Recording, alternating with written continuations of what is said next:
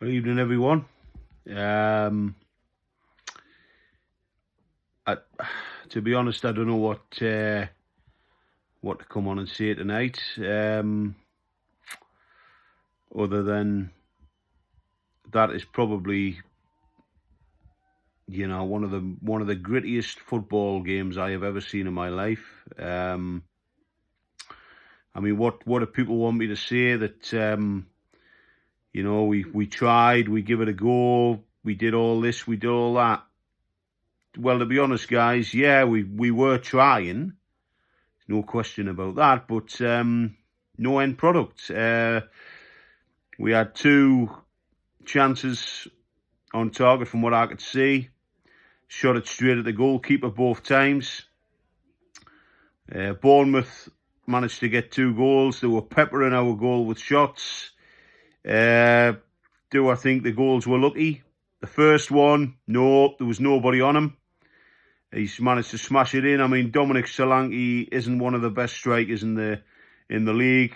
In my personal opinion, he's not the best. In fact, he's crap. But give him space, he will score. The second one, he's in a bundle in the box. There's a glut of players there. Hint of fortune in it? I don't think it was. I think the ball's come in. We should have dealt with it. We didn't, and it's in the back of the net. I don't know. I mean, injuries again have struck, but I just want to know what is causing all these injuries, because it just seems to be one after the other.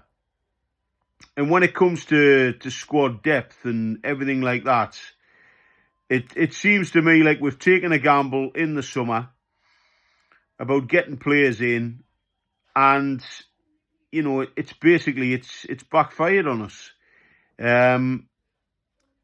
We brought in 2 players in the summer, in Harvey Barnes and Sandro Tonali. One's banned, one's injured for a while. We've got no strikers. You can't. I mean, Anthony Gordon, I've put him up front tonight. He's not a bloody striker, man. He's not. Regardless of people saying he's a forward, he's not. He's a winger.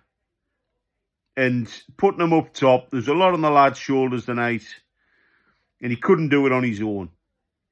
My assessment of it tonight was the performance wasn't great at all. And somebody put a thing out there before: we don't demand a team that wins all the time, we demand a team that tries. Yeah. But for me tonight, there just wasn't no end product. And for that, it takes a lot for me to say that. But it just makes you wonder how much the financial fair play has over Newcastle United and Eddie Howe. Because we brought in 2 players in the summer. We needed a striker. We didn't get one. They're saying there's going to be an overhaul in January. Well, to be honest with you, apparently the money's available and it will get spent. But is there? How much clout are Newcastle going to be able to have in January? Because, I mean, what I looked at tonight, we're down to the bare bones on players. And we've got no time for gambling in this league. You can't be... If you want to push as far as you can and reach for the stars, reach as high as you can, then there needs to be more clout. And I hate to say this, guys, and I really don't mean anything by it in terms of, the management structure or anything, because I like Eddie Howe. I think he's a great guy. He's a great coach. He's a great manager. But I think it's getting to the stage now where Eddie Howe is going to be watched by the owners and mostly by the supporters as well. Because we've lost a game tonight against Bournemouth, a game which, I mean, I don't really give a monkeys about the intense atmosphere down there at Bournemouth and that. I mean, before we went into this game, guys, we're in the top 6, right? Bournemouth are down in the doldrums, and they're down there for a reason. because they're rubbish. But tonight they've turned up, they've given it their all. They've given it their all, but we've let them play. We've let them play. We've let them run. We've given them opportunities. And it's just been a diabolical performance. But we're down to the bare bones. And in terms of getting players through the door in January, yes, there needs to be an overhaul. But there's no point in sitting on it and saying, oh, well, we're waiting for the right sort of players. You know, because at the end of the day, as I said before, Eddie Howe is going to be watched from now on.